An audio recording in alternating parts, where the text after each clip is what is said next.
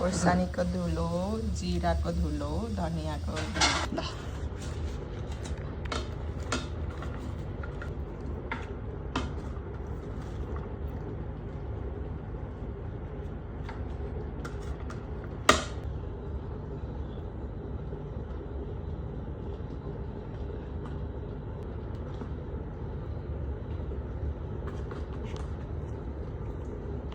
धनिया पाउडर अनि cockroach powder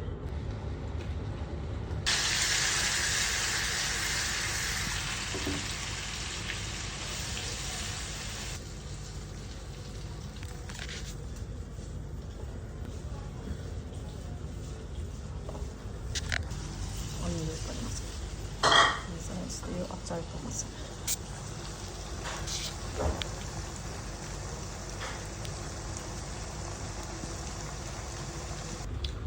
हामी गुरगुरलाई चाहिँ हाल्छौँ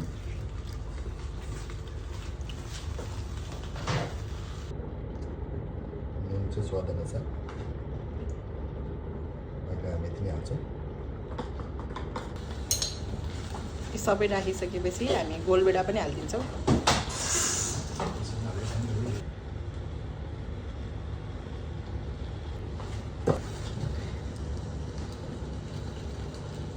सिङ्गै लसुन यसरी हालेर चलाउनुपर्छ र यो हालेपछि हामीले फेरि भएको छैन यो मिक्स गर्न मात्रै गरेँ नि अब कागती लास्टमा हाल्ने कागती होइन पाकिसकेपछि हाल्दैन हाल अलिकति अब अलिकति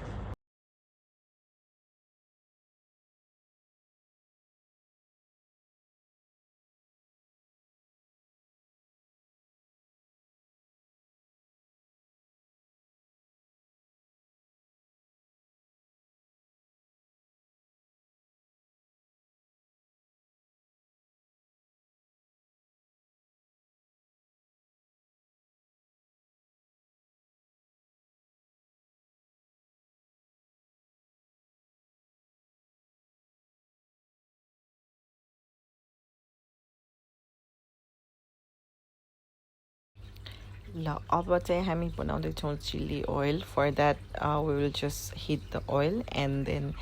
वी पुट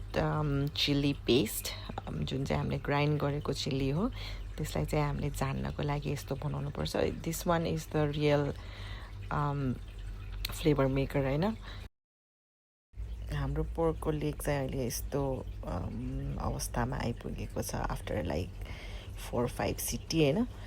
अनि अब चाहिँ हामी यसमा यो जुन चिल्लीवाला ओइल बनाएको छ त्यो हाल्छौँ त्यसमा चाहिँ हामीले एउटा गरम मसलाको पनि हामीले ओइल बनाइराखेको थियो त्यसलाई पनि हाल्छौँ यो चाहिँ अप्सनल हो तपाईँले हाल्न पनि सक्नुहुन्छ नहाल्न पनि सक्नुहुन्छ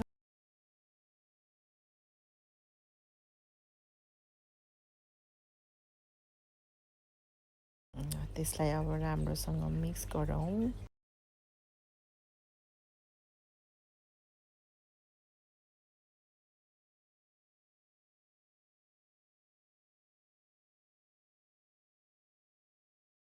सिटी लाउनुपर्छ प्रेसर कुकरमा